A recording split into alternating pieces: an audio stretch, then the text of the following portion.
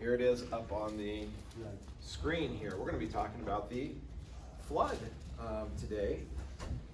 As we talk about creation evolution, and again, the focus behind creation evolution centers again around Genesis, particularly the first 11 chapters of Genesis, and the flood being one of those central points between which there is a lot of debate. So we've spent the last 2 weeks kind of looking at the worldview aspect of it, in that you have really what it is not that it is God's word versus science. No, God is the author of science, and so we would expect that the world that he's created would testify to that. Matter of fact, God himself said the world would testify to that, would declare evidence.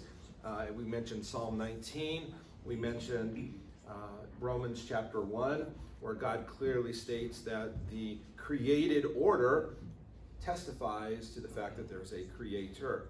And as Romans 1 says, it is only men who suppress the truth that deny and say otherwise. Not that we don't know that there's a creator. God has made it very clear that there is.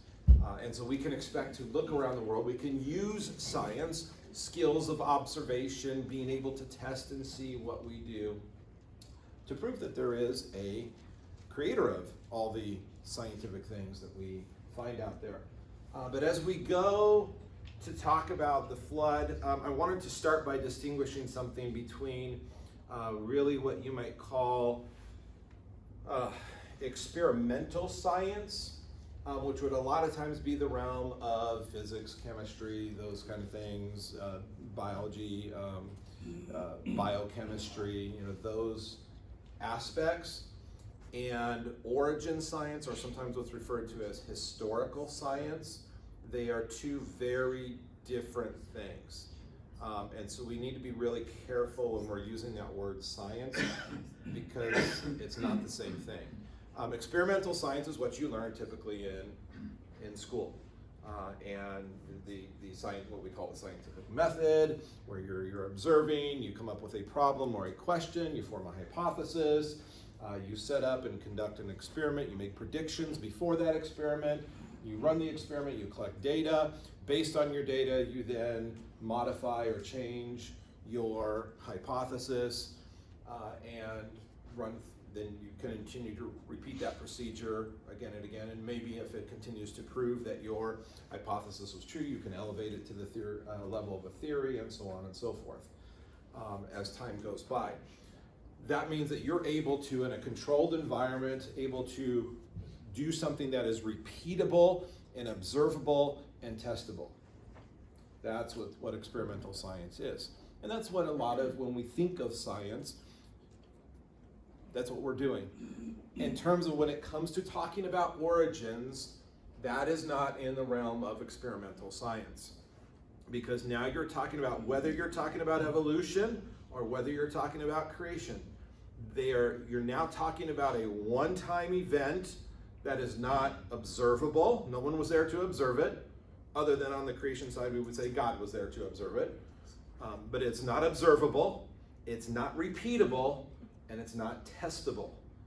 And so now it falls outside of the boundaries of that experimental science. So all we can do when we come to something like the flood, or something like what we've talked about, the days of creation, all we can do is observe what we now see many, many years later, and build a model based on our assumptions or based on our worldview.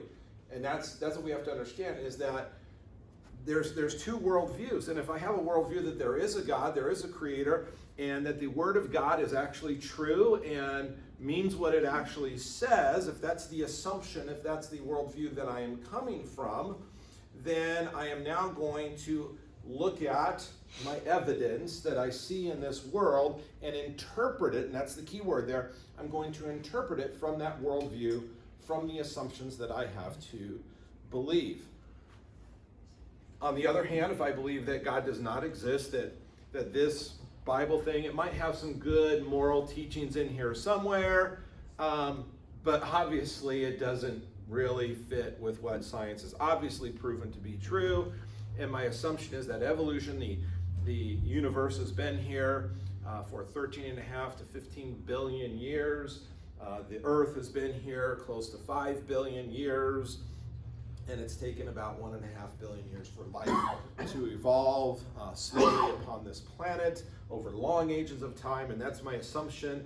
Only natural processes can explain how we got here. If that's my assumption, then everything I see in this world is going to be interpreted from that assumption. And so it really comes down to how we're interpreting based off of our worldview as we start today. So I want to make sure that we understand that it's not science versus God's word. It's two worldviews looking at the evidence that we do see. And so what we have to do is we have to build a model, an evolutionary atheist model of origins of the world, and a Bible or a biblical worldview of the origins of the world. And then we build predictions off of those models. In other words, what would a biblical worldview, based off of what's said here in the Bible, what would we expect the world to look like if God created the world in 6 days, as he said he did, if there was actually a worldwide flood and the devastating impact that that would have based on the description that God gave us here, what would we expect to see in the world today, several thousand years later? And we can build a model that predicts that, and then we can go out and look at the evidence and see, is that actually what we see? If it's not, if it doesn't fit our model, then maybe this is not accurate. On the other hand, if I build an evolutionary model that it should be long ages of time, slowly natural processes, and that's going to be what I predict, then I should be able to go out and observe and take a look at the world around me, and that's what I see and that's what I observe. And so that's kind of our starting point as we get going today. It's going to work for me. There we go. Okay. Now it's thinking about working. And just a little cartoon humor as we start here.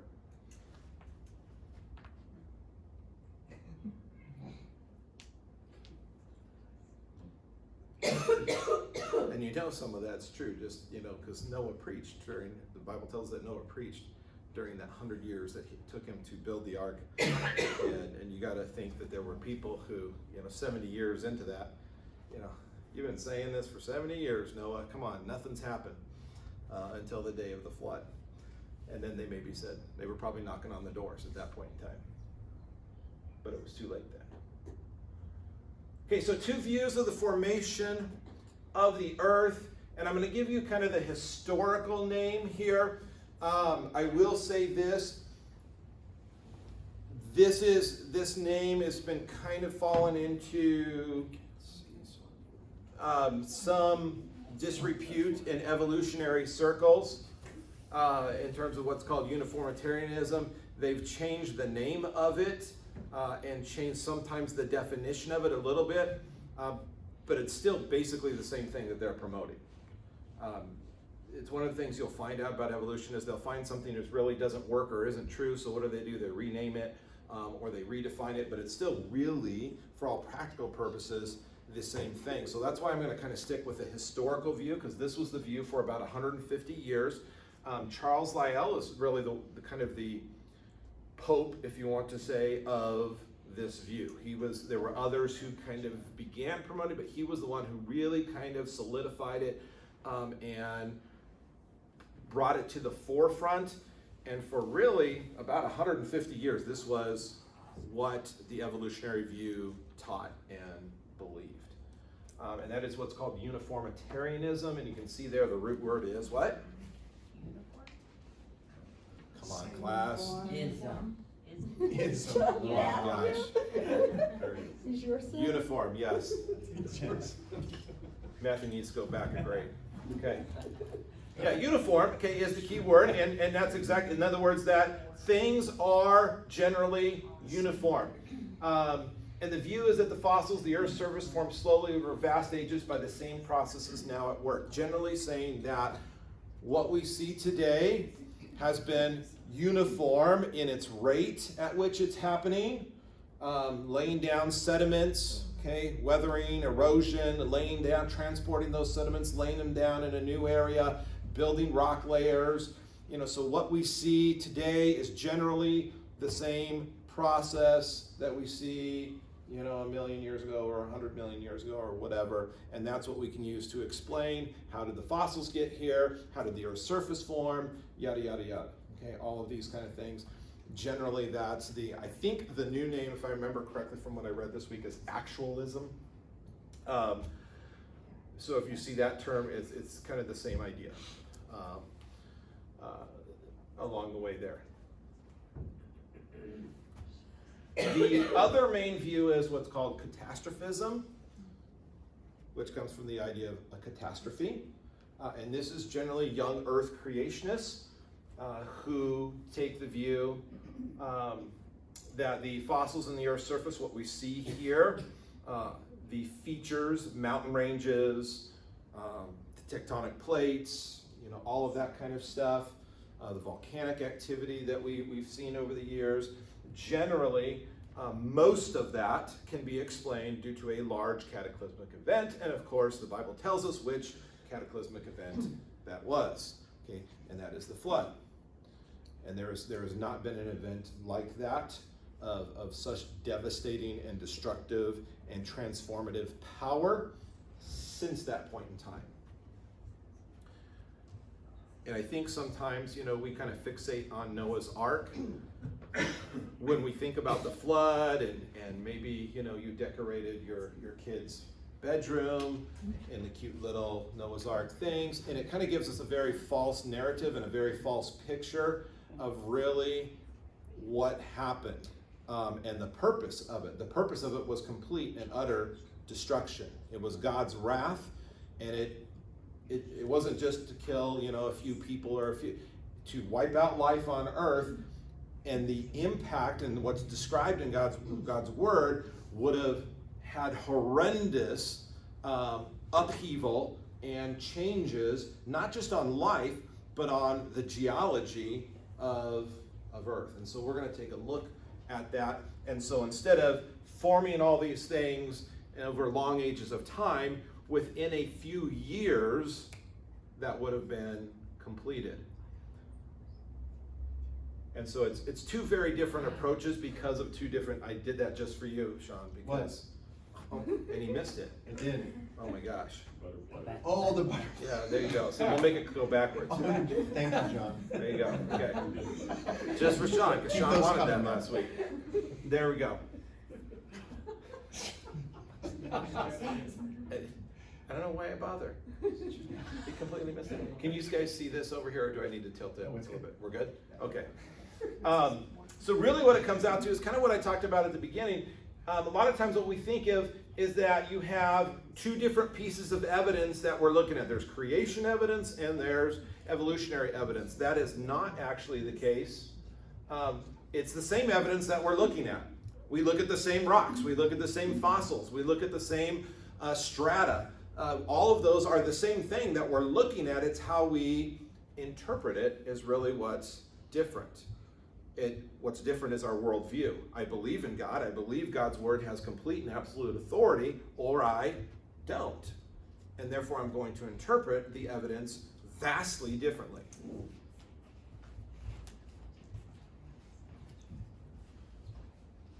Now, one of the things I really, really like, the Answers in Genesis and Ken Ham did a number of years ago, is they did a study, and Ken Ham partnered, and I forget who he partnered with now, but he came out with a book, and the book was called Already Gone.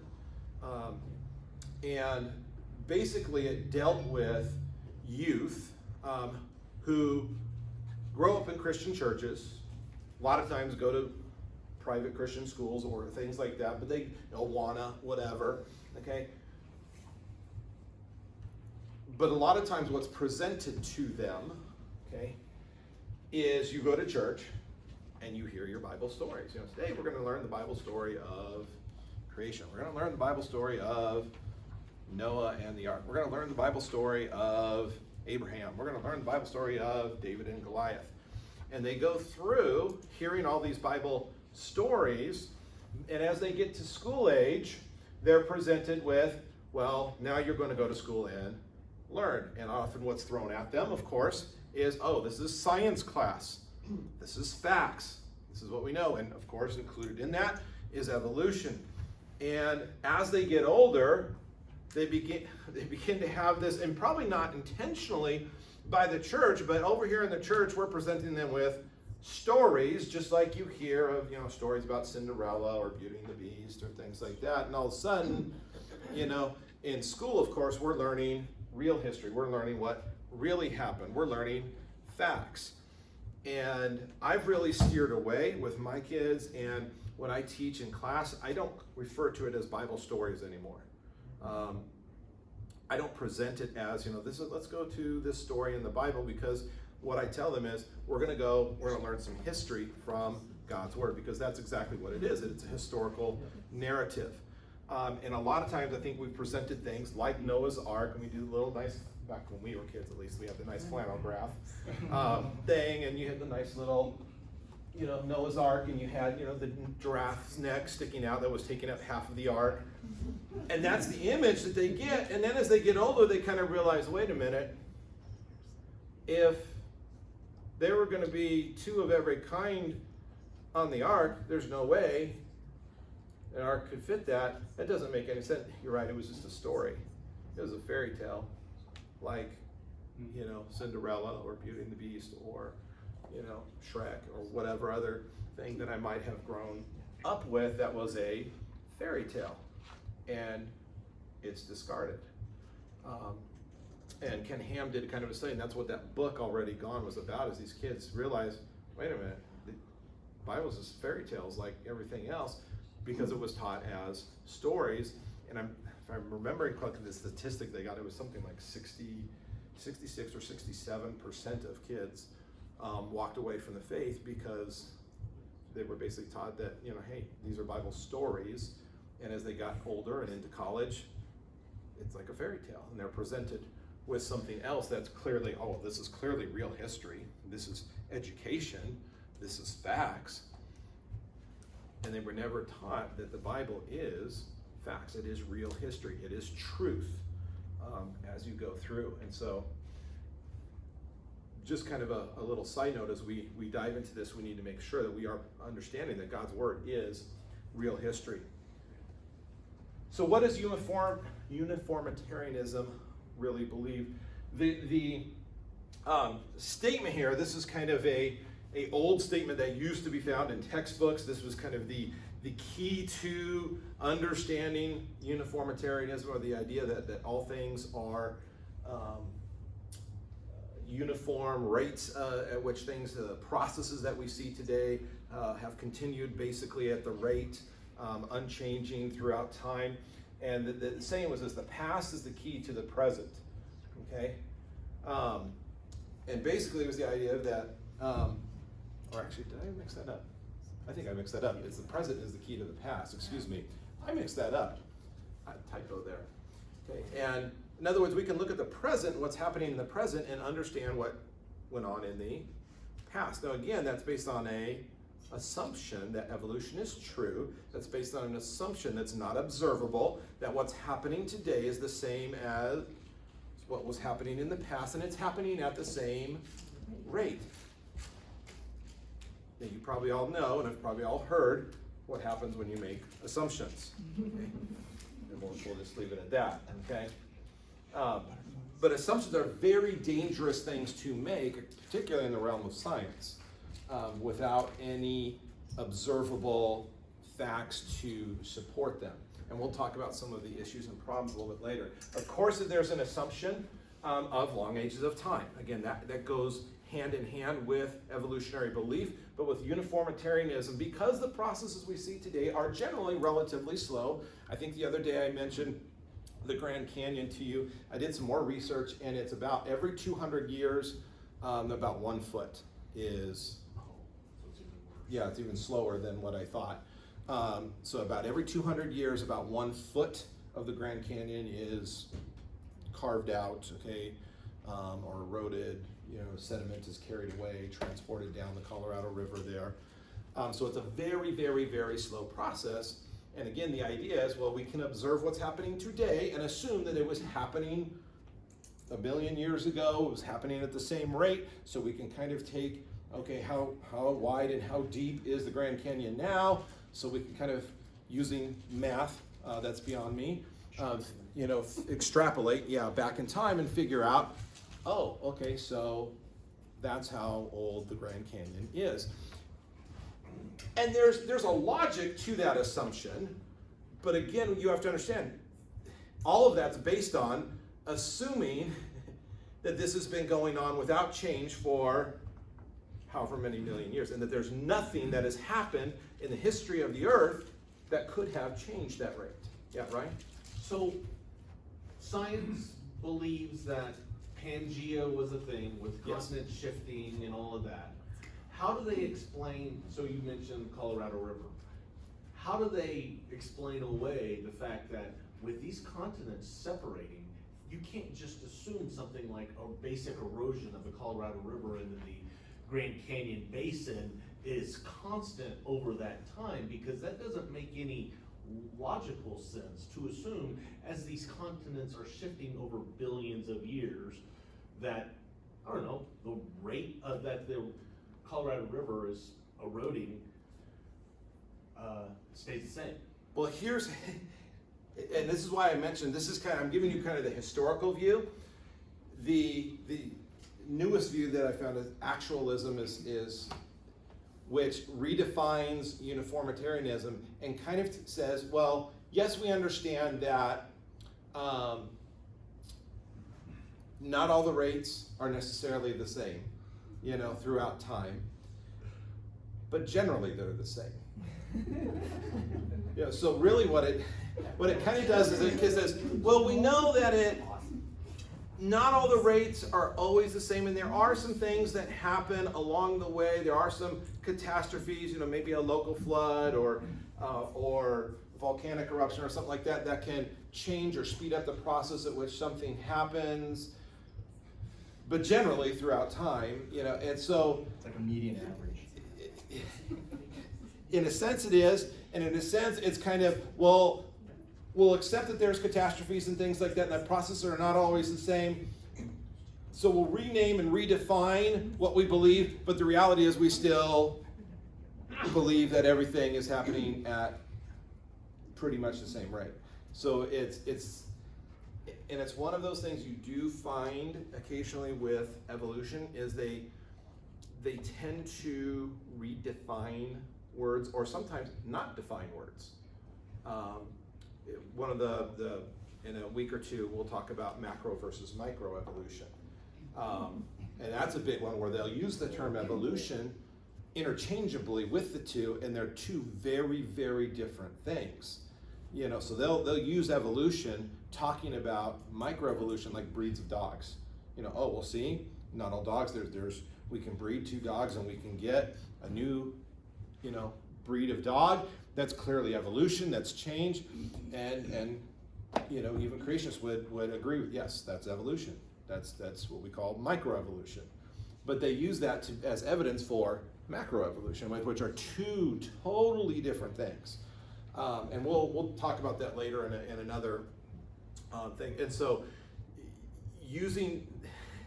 evolutionists tend to be very fast and loose with different terms or changing the definitions because they find out, oh, this really didn't work, and so let's redefine it. And one of the things they still have a problem with is they're kind of saying, well, this is not entirely what we believe anymore.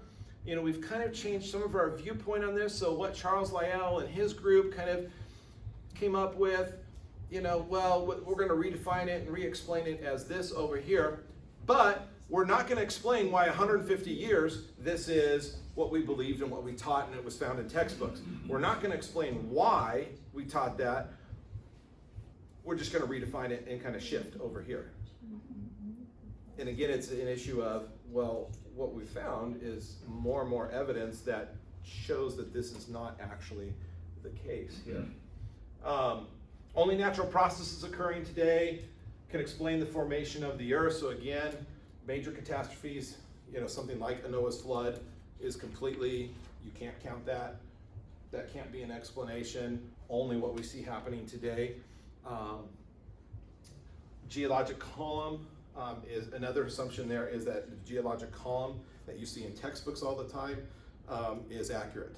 And here's the big problem with that, and we'll talk about that at a later date, I think when we tackle fossils. But the geologic column is completely an artificial construct. It is not based off of, well, we went to the fossil record and we looked and said, this is what we see. No, instead it was, we believe evolution, and so if evolution is true, these are the earliest organisms, and so they should be at the bottom. And these are the most recent organisms, mammals, so they should be at the top, and then they have, here's everything in between, and they constructed a geologic column. Then they go out and try to find that. Now we'll find out there's some real problems when they actually go out and do the research in terms of finding things in the geologic columns. Now, problems with the uniformitarianism view. One is an inadequacy to explain igneous rock formations. If you remember from your school days, there are 3 major types of rock. Kevin, you get the same because you're in geology class right now. So what are they? Igneous, sedimentary, and metamorphic. There you go. Okay. Sedimentary is the most common on the crust of the earth.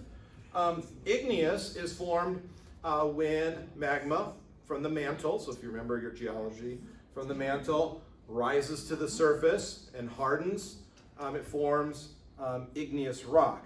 The problem is the rate at which that's happening today. So if the present is the key to the past, explain what was going on. So if I'm looking backwards, and what I see today should explain where we got all the igneous rock that we see on the Earth's surface today.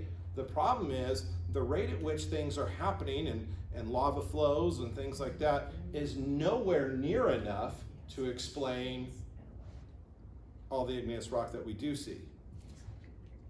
So either there had to be a whole lot at one time, or maybe we just stretch out more time, or maybe things weren't always happening at a constant rate. And so that becomes a real problem in terms of explaining that. So that's one issue. Another issue is the inadequacy to explain the formation of large mountain chains. They do know, and creationists and evolutionists would agree, that mountain chains are formed basically when you have tectonic plates pushing up against each other, okay? And basically, when those plates push up, there's a couple things that plates can do. One can, subduction, yes, subduction, where one goes underneath another, and then there's where basically the plates can kind of crash into each other and push up, okay? And that's how your mountain ranges are basically formed there. The problem is there's not enough force, there's not enough continually pushing to describe how the huge mountain ranges like the Himalayas and things like that we see would have formed based on the processes that we see today. Okay. Now, are those mountain ranges still growing in a little bit, okay? But there's nothing within the view of uniformitarianism or the evolutionary view to describe how those would have grown into what we see today. Whereas the creation view, we'll talk about, has a very good explanation for how that happened. Here's another big problem, and this is a really big problem. We'll talk more about this when we get to like fossils and things like that. But older rock strata interposed on top of younger rock strata.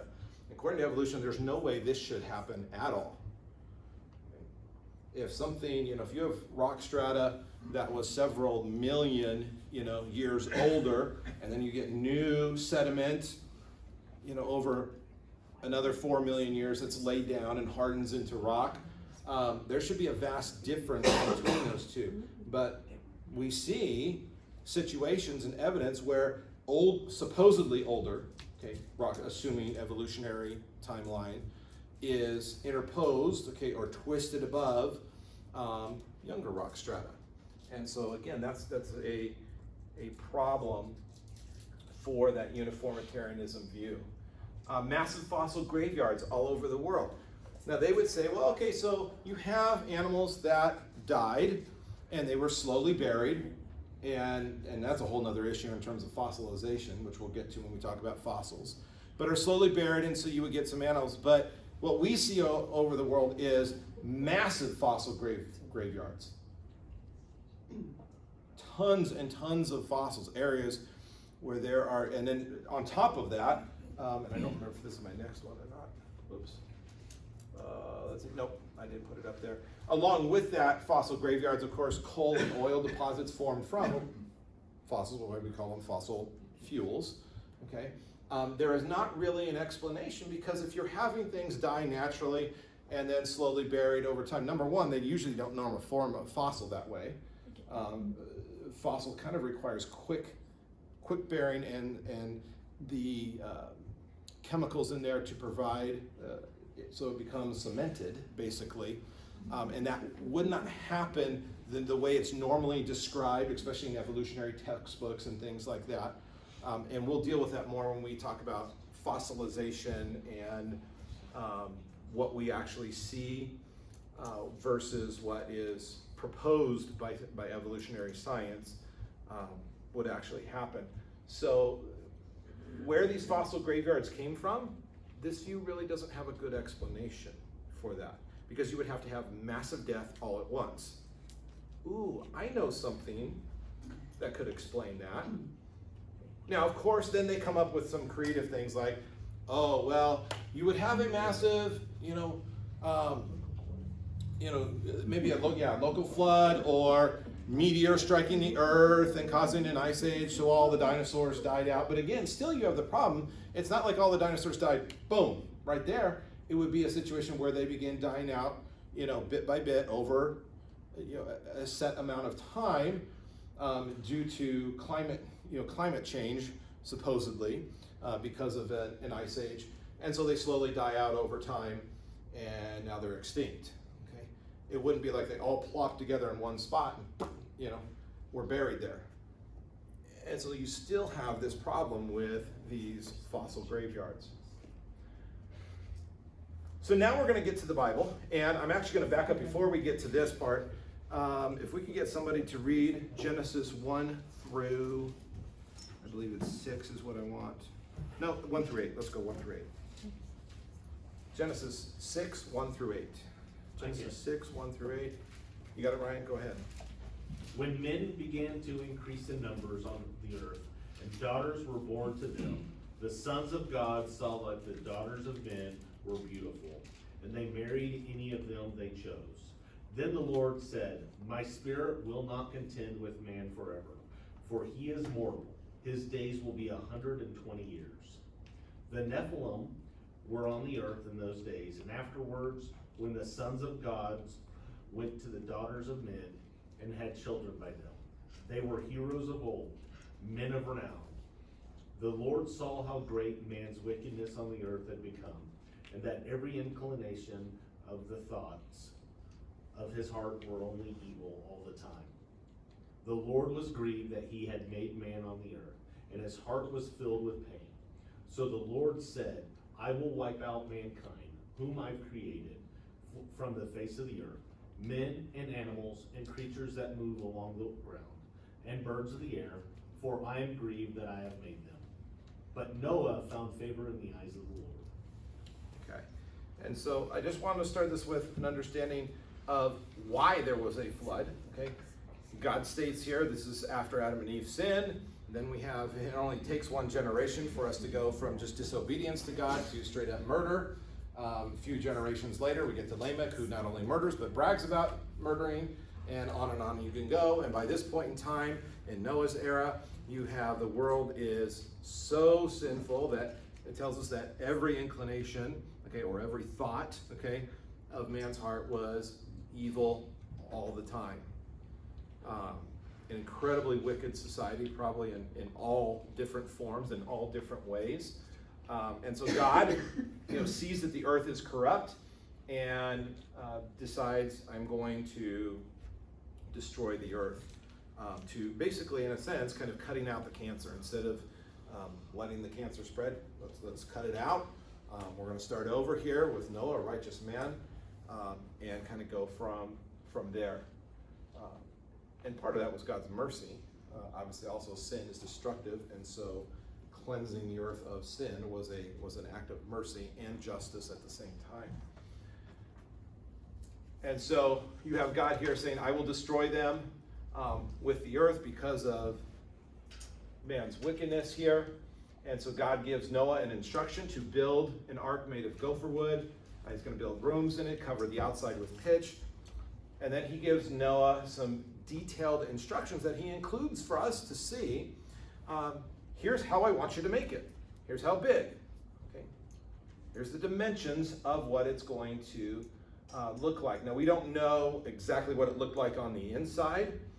If you go to the Ark Encounter there in Kentucky, they have kind of their guess of maybe here's how we think it might have been constructed or how it could have been constructed on the inside. I would encourage you, if you've never been there, I think it's one of the most eye-opening things in terms of not only the sheer size, because they built it to the dimensions that are given in the Bible. So the sheer size of that thing is mind-blowing, okay, in terms of just how big this ark would have been. And then secondly, as you go inside of it, a lot of times, again, the pictures we see, of kids' books and things like that, you can fit like 3 animals in the ark and they're sticking their heads out the windows and, it's packed out with 3 animals. But the amount of cages that they could have had to care for, how they could, feeding system, a watering system that they could have had, containers for food that they could have stored and still had space to walk and live, on the ark. It is amazing, the size. So I would encourage you someday, if you've never been there, to take a look at that. Did that. Okay. And then God told Noah to take 2 of every kind. Why 2? Reproduction. Yeah, reproduction. Okay, that things would not go extinct. Okay, that male and female, that they would be able to reproduce. Again, fulfill that creation mandate, so that not only is man multiplying and filling the earth, but God will actually restate that command at the end of Genesis, or at the beginning of Genesis 9, when the animals are released and Noah and his sons and their wives come off the ark. God is going to restate the creation mandate to be fruitful and multiply, to fill the earth, to rule over it. And so God is going to restate that because the earth needs to be filled again. And then we get to the actual description of the flood. Of course, we know 40 days, 40 nights, it rained. And this was not, like the little rain we occasionally get here in the desert. This was a torrential downpour from the descriptions. Different people have different views where that rain might have come from. The best creationist theory that is out there, again, this is one of those things, can we actually support this? No, because we can't observe it. We can't go back in time. There's no way to test it. It was a one-time, unrepeatable event. But there is some scientific evidence for this based off, again, building that model. Here's a model. Here's what we predict would happen. If you go back to Genesis 1, where, on day 2, where God says he separated the waters above and the waters below, a lot of creation scientists believe that there was some sort of water canopy over the earth that acted basically as a shield of protection, which basically kept out a lot of harmful rays and things like that, created a very tropical type environment where things would be good to grow, good for animals to live in. It could also be a reason why mankind may have lived so long, into 800-900 years old. And then you see after Noah's flood, the lifespan of mankind drops dramatically, significant drop. Down to, I think the next one is a couple hundred years, and then by the time you get to Abraham, it's in the 100s, and it keeps declining, after that. So there's a very rapid drop. So there must have been something that changed dramatically after the flood. You have here Genesis stating that even the highest mountains were covered to a depth of 20 feet. We don't know what the highest mountains were back then. Obviously, the geography and surface of the earth has been radically changed, but the Bible tells us this is the significance. So you had a couple things happening. Not only a torrential downpour for 40 days. You can imagine, we've had downpours here, but usually they last like 15 minutes. Okay, and even in that short amount of time, I remember once we had a really, really heavy rain downpour, and I think it lasted like half an hour or something like that when we were living in Roseman. And within that short amount of time, our entire cul-de-sac was flooded, and the water was beginning to run up into our driveway. Fortunately, houses are usually built up, so it didn't run into our house, or anything like that.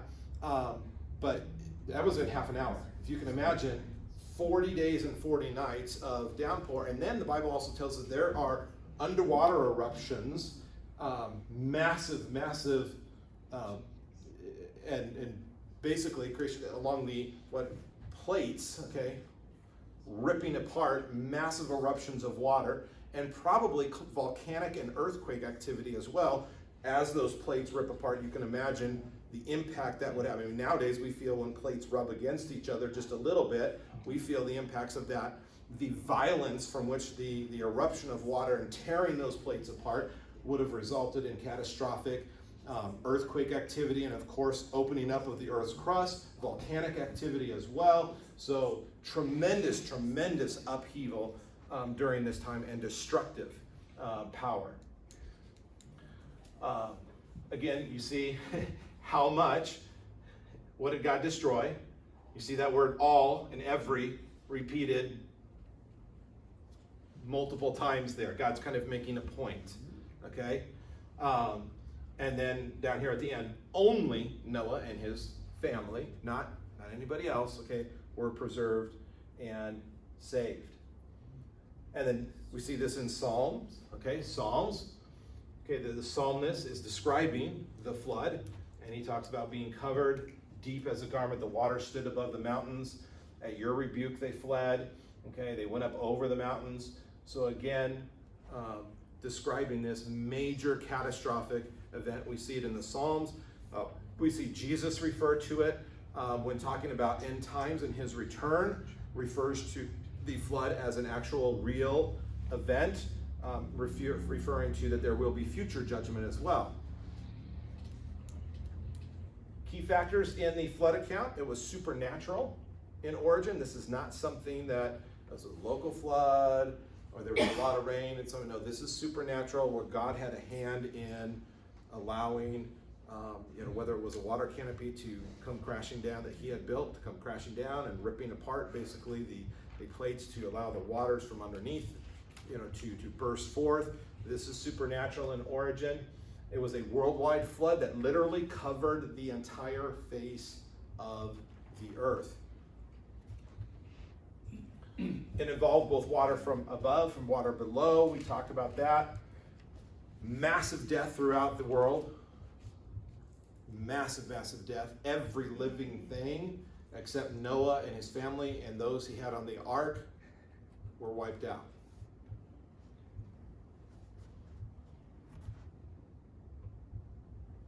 The ark was large enough to sustain all kinds of animal life. And that's the key word, and the Bible uses that word kinds, not every breed, so Noah would have taken 2 dogs, not 2 Chihuahuas and 2, Huskies and 2 Doberman Pinschers and whatever else. No, he took 2 dogs, and from those 2 dogs, over time, have we gotten dog breeds, okay? Not that a Chihuahua is really a dog breed, but... Okay, I'm going to keep using Chihuahua as an example because it's an example of de-evolution, not evolution there. Sorry if you own a Chihuahua.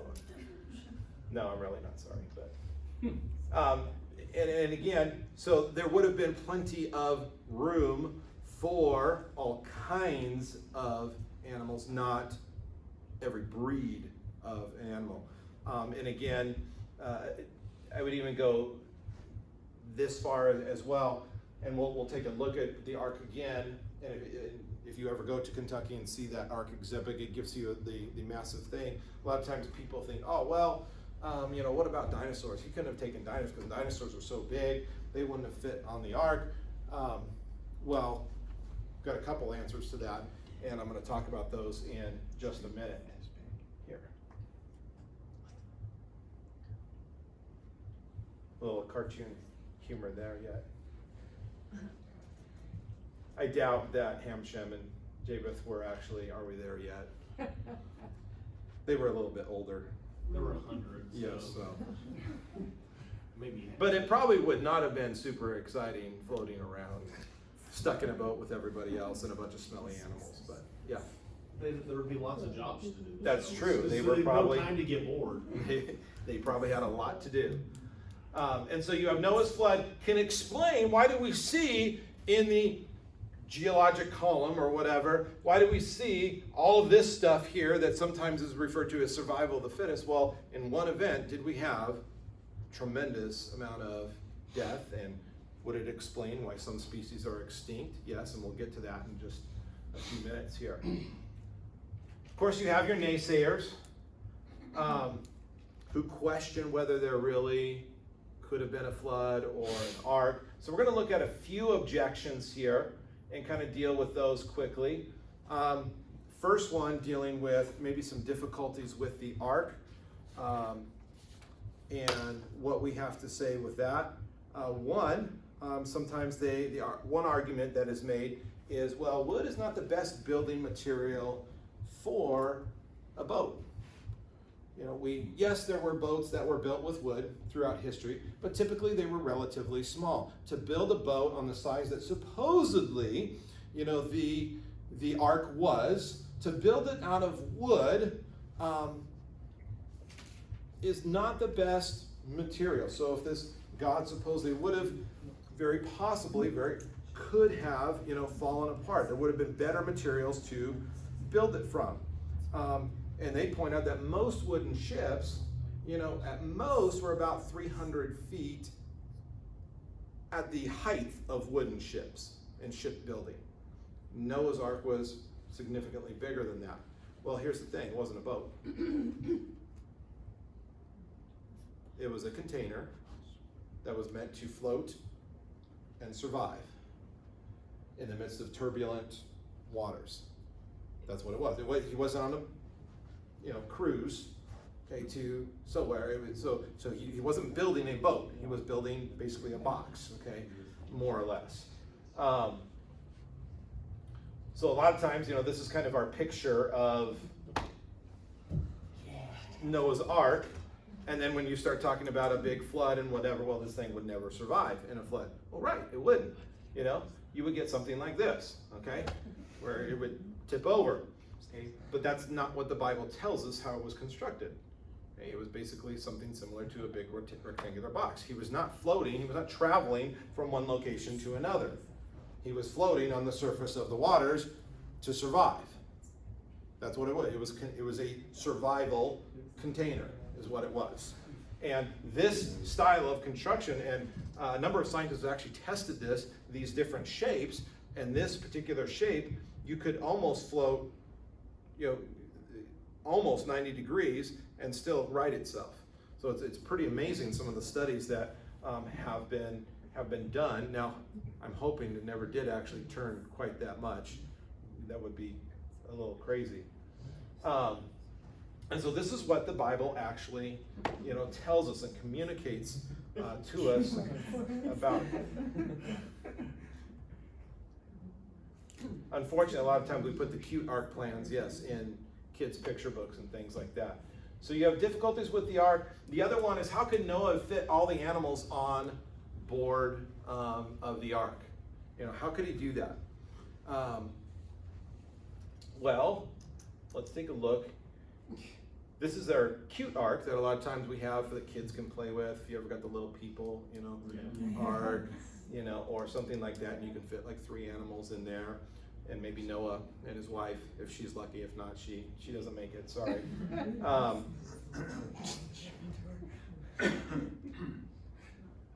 In reality, it was an enormous structure longer than an entire football field, a couple of city blocks basically. Give you another view against some things that you might be familiar with. You look at a 747, so if you've ever been out and ridden on a 747 or been to an airport and seen a 747, they're not small, okay? They're big planes. But the Ark dwarfs, okay, those things in terms of its sheer size. And I don't know, even showing these pictures, I don't know that you can really fully appreciate it unless you've actually gone to something like the Ark Encounter, because I mean, when you stand next to that thing, just the immensity of this is enormous. Its capacity is 522 railroad stock cars. So again, its carrying capacity is enormous. And then here's kind of a to scale size. So even showing something that is a larger animal, and most animals would not have been that large. Even dinosaurs, the average size, well, there's two things about dinosaurs, because a lot of times we think of them as like a Brachiosaurus or a T-Rex or something like that. There's two things to keep in mind. Number one, they're lizards basically, and reptiles grow their entire life. So Noah did not have to take a full-grown adult, on board. He could have taken some juveniles on board, that would have grown, bigger later, definitely. And secondly, the average dinosaur, so if you take your big ones and your small ones, the average dinosaur is about if you average them all out, about the size of a sheep, okay, roughly speaking. So if you take all the dinosaurs that we know and their different sizes, and you got to remember, Hollywood does not always portray things accurately. I mean, one of the things I found out, the first time I'd ever heard of a velociraptor was in Jurassic Park. I'd never heard of one before. And Jurassic Park kind of made velociraptors famous. And I came to find out as I did some more studies, and matter of fact, the Creation Museum here even has a mock-up of an actual velociraptor, and they're only about 2 feet tall.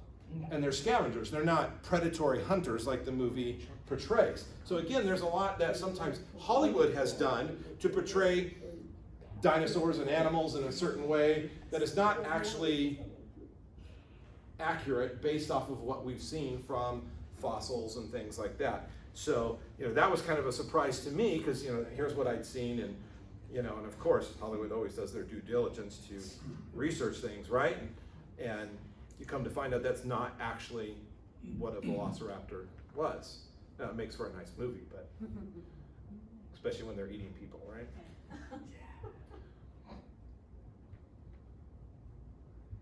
So another one was, how could Noah care for all the animals?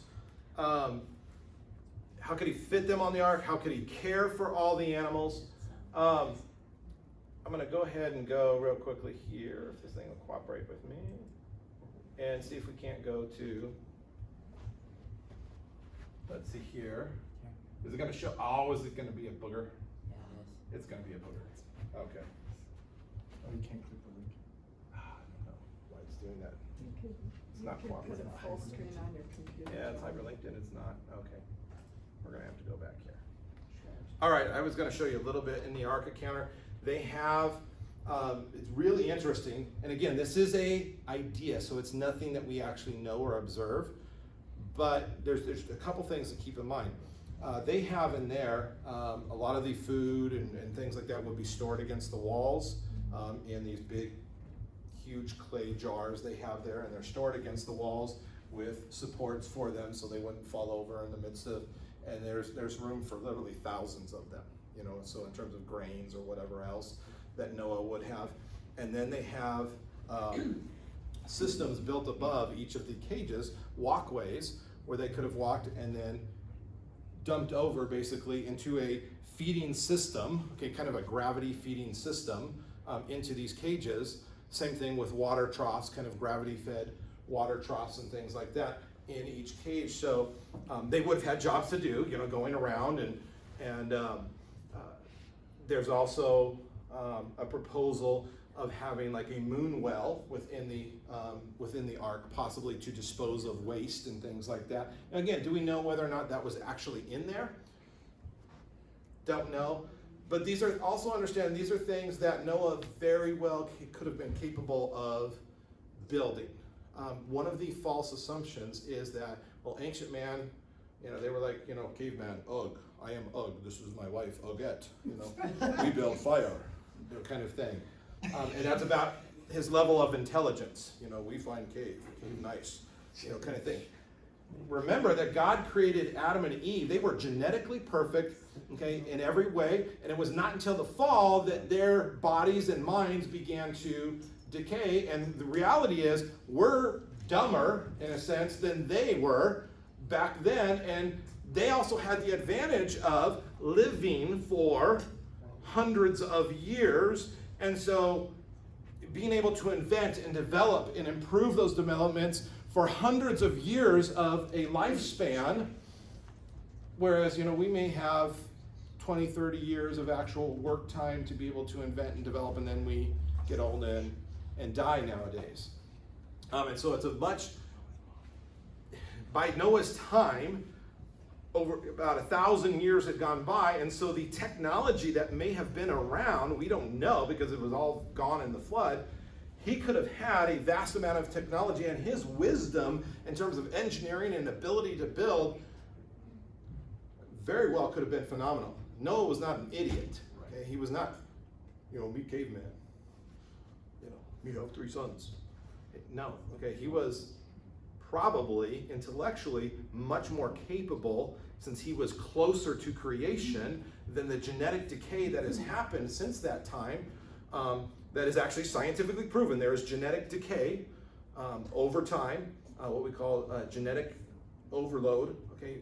And mankind is slowly, in a sense, getting, I guess, dumber is the best word for that. Okay, we're not evolving, we're devolving. Where did all the water come from? We kind of already answered that question. The Bible tells us from possible water canopy from above and below. Here's a little thing. If you guys remember Jacques Cousteau when we were growing up, okay, the kids may not remember him, but he was extreme. I remember watching National Geographic specials with Jacques Cousteau and just exploring the different things. He was an evolutionist. Okay, he was not saved by any stretch of the imagination. But this quote by him I thought was kind of interesting, and mentioning that, hey, if you level the earth, all the mountain ranges, the Himalayas, and the deep trenches, in the ocean, if you completely leveled the earth, there would be no land above the surface of the sea. Earth would be covered by a uniform sheet of water more than 10,000 feet deep, so overwhelming the ocean seems to be. Could it have been covered in water at one point in time? Interesting. So even an evolutionary, someone who promoted, observed that, hey, I've spent enough time in the water, and we've looked at these things, and you know what? If we smooth everything out, it could be covered in water by a pretty vast depth. How did plants and certain species of fish survive? I don't have time to go into a lot of detail on this without getting too specific. But basically, plants and seeds can go into dormancy, and they are capable of surviving in water and even in salt water at times. And they could also float on. You got to keep in mind, you would also have a tremendous amount of ripped up logs and trees and things like that. They can also float and even begin to sprout, okay, on those floating logs and sediment, okay, that's on there during that time. So a lot of seeds could have remained dormant for that short time, for that 150 days until the waters receded. There's evidence that matter of fact, there was I believe it was a date seeds were found when they excavated, I think it was Herod's temple, I believe it was, in the 60s, I want to say 1960s, and they found some clay jars with some date seeds in there that dated back to somewhere between, I believe, the 50s AD. So you're talking about over, 1,000 years old there, and they planted some of them in some fertilized soil, and they sprouted. So the fact that seeds can remain dormant for lengths of time, and then when the soil is good, and a lot of times, well, salt water kills things, right? Well, okay, if you have a whole lot of fresh water being dumped at one point in time, the salinity is going to be significantly less. Very small percentage, actually. And so the salt actually affecting or having an impact upon that would have been reduced immensely. So what's some evidence for a worldwide flood? We'll get through this and call it a day here. Sedimentary rock layers around the world were laid down by water. Almost evolutionary and creation scientists kind of agree on this. They just differ on how much time it took. Creation scientists would say, well, this happened within a year or two within the flood as the flood waters receded. Most of the rock that we see happened then. Evolutionary science will know it took, hundreds of millions of years for these different rock layers to be laid down. Here's the big one: conglomerate sedimentary rock. Okay, since sedimentary rock is rock where you have little, basically it's wearing away of other rock, and you get little sediments, and it gets laid down. Conglomerate sedimentary rock is bigger chunks. Vasquez Rocks actually has some good examples of this. If you go to Vasquez Rocks, you can see the different layers of things that were laid down. And the interesting thing is you can see where some are much finer layers, and then on top of that you have big chunks of rock, okay, as a layer. That's a conglomerate where you have big, heavy. And if you stop and think about it, well, okay, two things have to be true. Number one, you would need a large amount of water that's moving very powerfully to be able to move those heavy rocks. If it was just a little bit of a local flood or something like that, those rocks would instantly sink to the bottom and just kind of settle there. To have something like that, you need powerful water and a lot of it.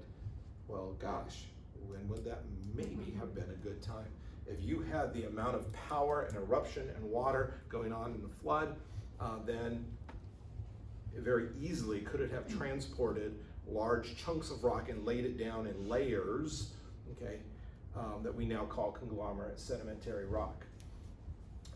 The vast majority of the Earth's surface speaks of very violent upheaval, volcanic type eruption, tearing apart of tectonic plates, laying down of rock, death and destruction.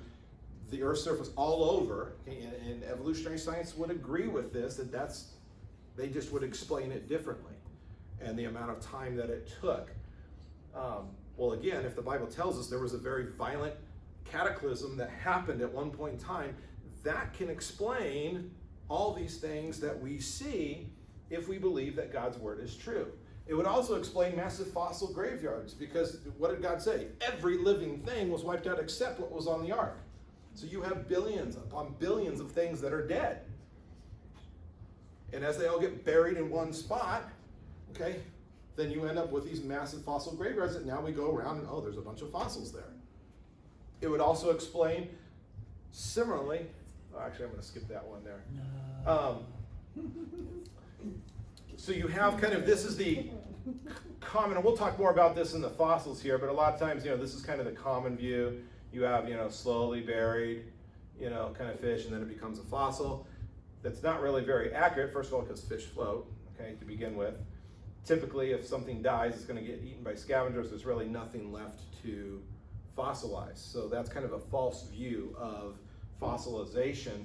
What is a better view is you have something swimming happily along here, massive upheaval, and boom, he's buried rapidly with the right chemicals to cement it, and then it hardens over time and you have a fossil. And so that's why you find billions of dead things that are fossilized. Now, yes?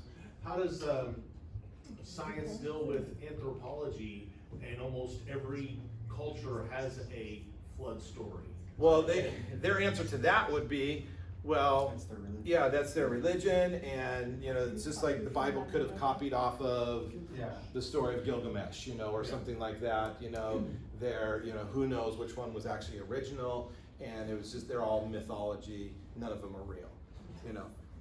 We would take a very different, you know, approach to that. Well, they all have a flood story because there was a flood, you know. That would be our approach. Now, yes, they differ a little bit because obviously, as you incorporate a false religion, are you going to change some things? And again, that's Satan's work in there to create doubt. Let's see here. Oh, here's another one. Fossils are laid down out of order. Okay. Now, generally speaking, do you find sea creatures at the bottom of the fossil record? Yes, because guess what? Sea creatures are in the sea, which is lower than, you know, land animals would have been able to climb higher to try to escape the flood. And so, yes, will there be, according to the supposed evolutionary scale, would there typically be sea creatures at the bottom? Yes. Are they in the exact order that you're supposed to find them in the geologic column? No, they're intermixed. And we do find sea creatures sometimes up towards the top. Well, gosh, how did they get there? That's a good question. Okay, and so here's just kind of a I quick like that picture one too. of the supposed geologic scale here.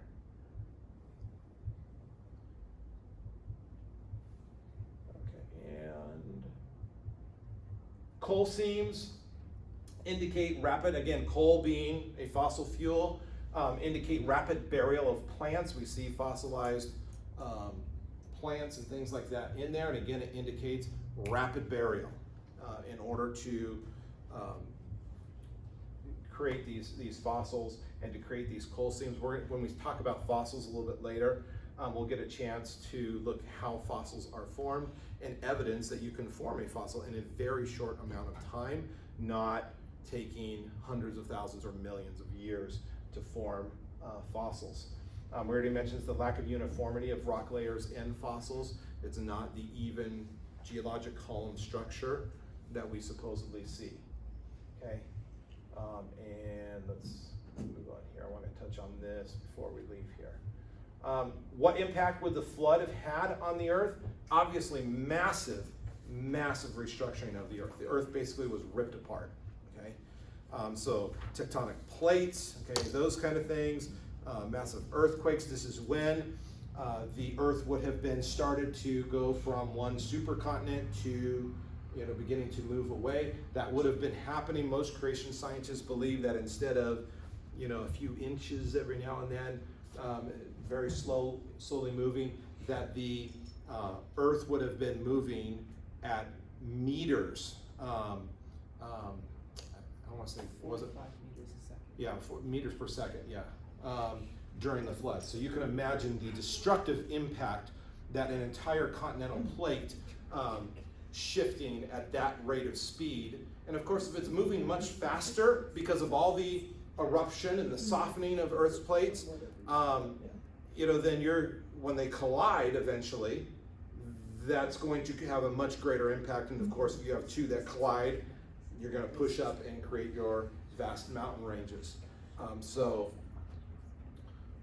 you have massive burial grounds of plants and animals. Where did we get all the, you know, coal and oil fields that we call fossil fuels? Because you had a one-time event that created that. We don't see oil fields and those kind of things being created today. Matter of fact, there's always the worry that we're going to what? That we're going to run out of fossil fuels, so we need, you know, some kind of other sustainable energy. We're always searching for that. Well, okay, that's because there was a one-time event that produced all of that. Evolution doesn't really have a good explanation for where did all these come from. They have explanations, but they're not, you know, they'll try things like, okay, well, there was an asteroid that hit the Earth and all the dinosaurs were wiped out.